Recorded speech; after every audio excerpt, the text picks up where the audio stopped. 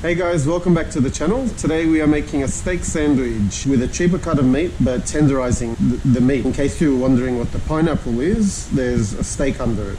So basically for about 2 hours, cut 2 slices of pineapple, put your steak in between. Leave it, the enzymes in the pineapple will break down the connective tissue in the steak, which will lead to a more tender steak.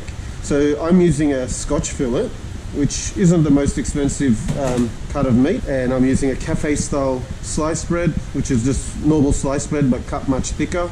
We're going to make caramelized onions, tomato, arugula, rocket, whatever you want to call it. I'm going to make a garlic aioli, and we're going to also put some seeded mustard on there. You can use Dijon mustard if you want. I like seeded mustard, and that's what I had, so that's what I'm going to make it with. Okay, so 2 hours tenderizing for the steak. Don't go overboard because the steak will get mushy. I'm also going to smoke the steak, so let's go ahead and let it sort of sit in the smoke for 20 minutes or so, and then we can get started with our onions and then start preparing everything else. So to smoke today, I'm using this little smoker. It's a bit of a cheap method, but you know, it is what it is. This is hickory wood chips, so basically you just fill it up, light it, turn it on, and it blows the smoke out, a bit like a pipe, shisha, whatever you call it. So we can load this up.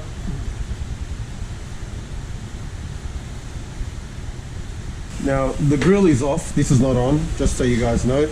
I have to do it because we're in a commercial kitchen. I don't want to set off any smoke alarms, so I'm doing it under the ventilation. So basically I'm using this rack to elevate the steak. Just place that on, get rid of this, and then you can put your hose in here, like that. Turn this on.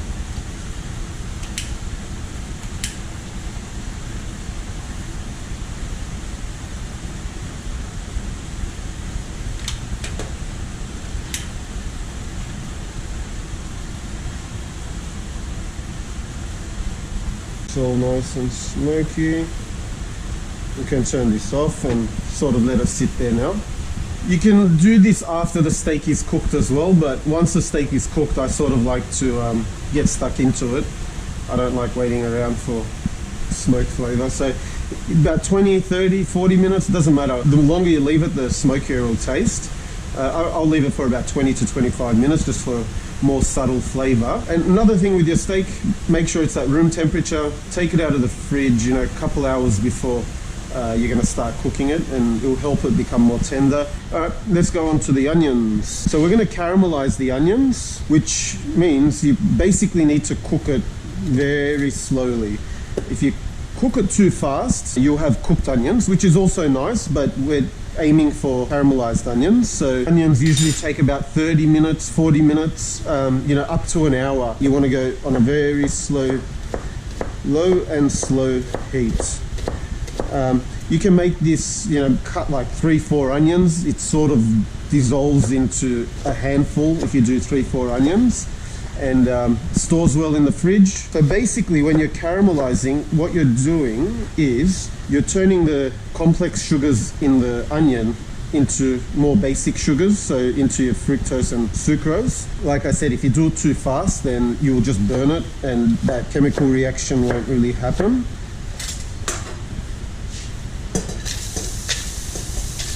Get that in, get a bit of oil in there. And that's all you need to caramelize onions. I want to turn the heat down even more.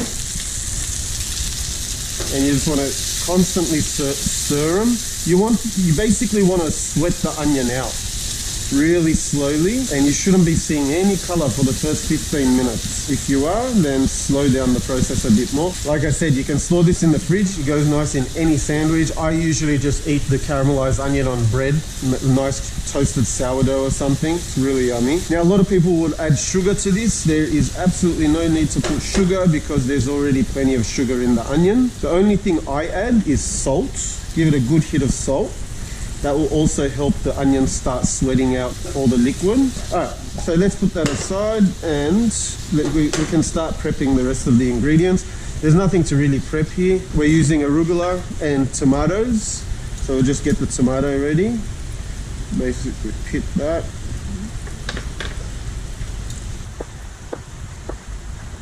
Okay. And let's make our aioli. Basically, I'm using whole egg mayonnaise and just add some garlic to it. 80 grams of mayonnaise, and I'm putting 2 cloves of garlic to this. And I'm just going to add a pinch of salt to it as well. If you want to add pepper, you can add pepper, and give it a good mix. Perfect. The flavors will keep developing as well. So if you think that it's not enough garlic, don't forget, it takes at least 15 minutes for the juices and everything to sort of release and, you know, form with the mayonnaise and really come out with this true flavor. So don't just keep adding garlic because you think it's not garlicky enough. So it has been about 10 minutes that we've put these onions on, and as you can see, still no color. They're shrinking. That's what I was saying. That was 1 whole onion.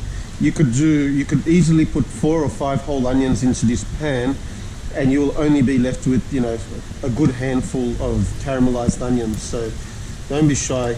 All right, we're back. It's been about 35 minutes, and you can see the onions are turning into a nice caramel color. The more you cook from here, the darker and sweeter it will get, and stickier. It gets very sticky. So I'm happy with that texture. They're going to continue cooking anyway. They'll get sweeter and darker for the next probably 4 or 5 minutes as they're cooling down. I'll take all this out. Okay, we'll set that aside, and we'll clean our pan, and we'll start cooking our steak. Okay, so we've cleaned our pan, ready to go. We can start cooking our steak. Get it on as hot as you can get it. You want to really give it a good sear as soon as you put the steak on. Steak is ready. So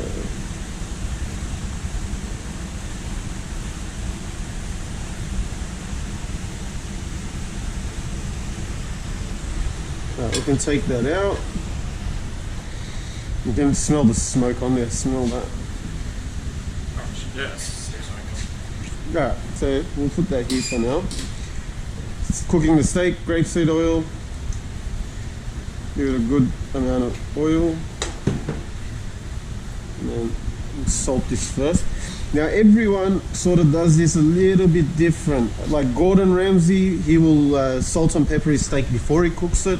Salt Bay does it the other way around. He puts the salt and pepper after. It is controversial. Everyone's got their own way of doing it, but this is my way of doing it.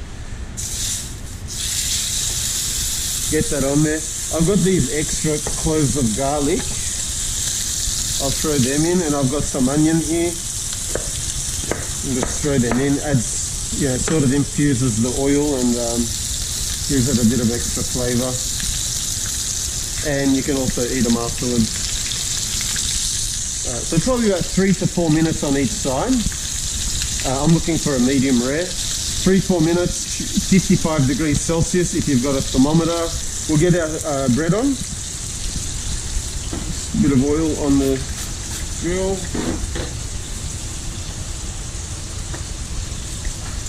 You can put butter if you want, or mayonnaise. You can spread some mayonnaise on it. That really softens up the bread and gives it a nice crunch on the outside. In the meantime, we can throw some butter in there as well.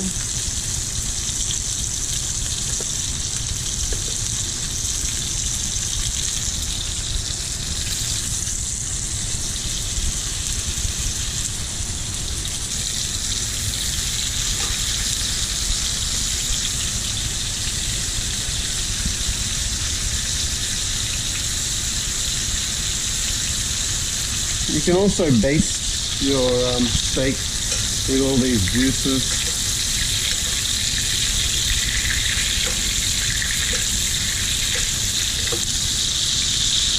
Will that butter burn?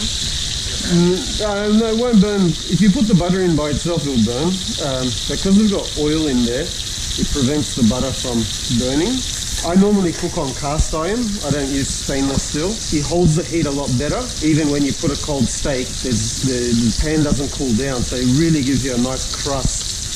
But for today, this is all I had, and I'm using an electric stove, high-powered gas stove, cast iron, nice and hot, and you'll get a really nice crust on your steak. So this is basically ready to rock and roll. I'm just gonna get the sides, cook the sides a bit.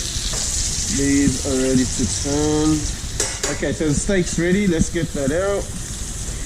Leave it on our board and let it start resting.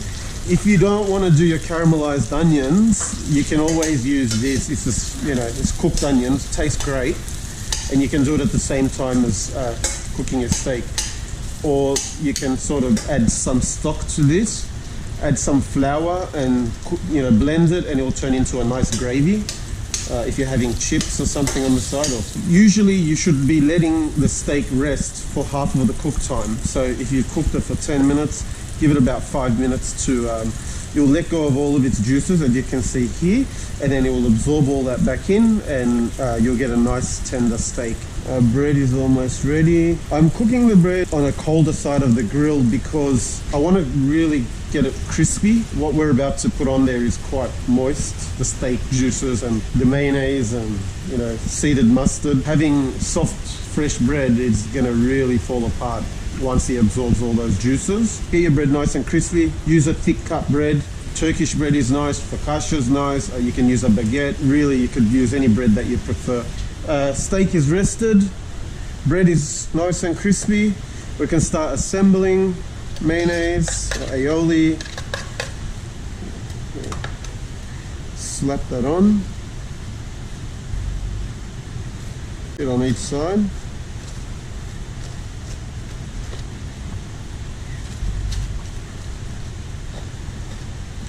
You don't want to go too much because you don't want to overpower the what do you call it, the steak. Seeded mustard.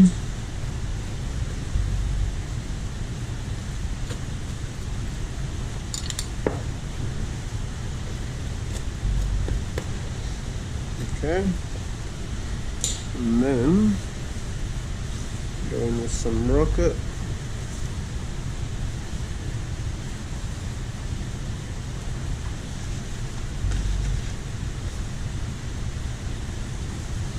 Don't be shy on the rocket. Got a nice peppery taste to it. Complement the steak really well. And then you've got your tomato, which will neutralize that bitterness of the rocket. And then go in with your steak and your onions.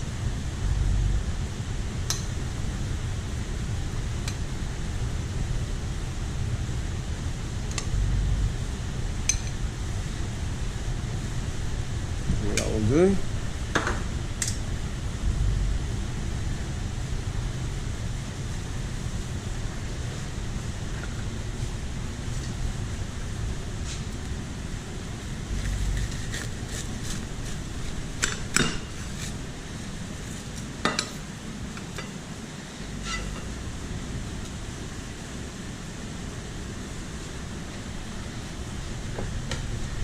Got a bit of fries here, a bit of salt, pepper,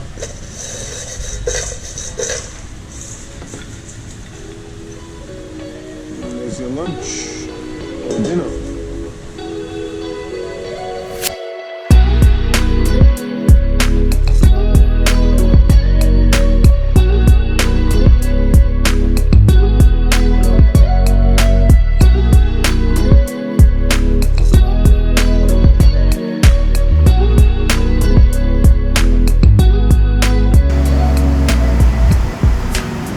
Yeah, take it for box.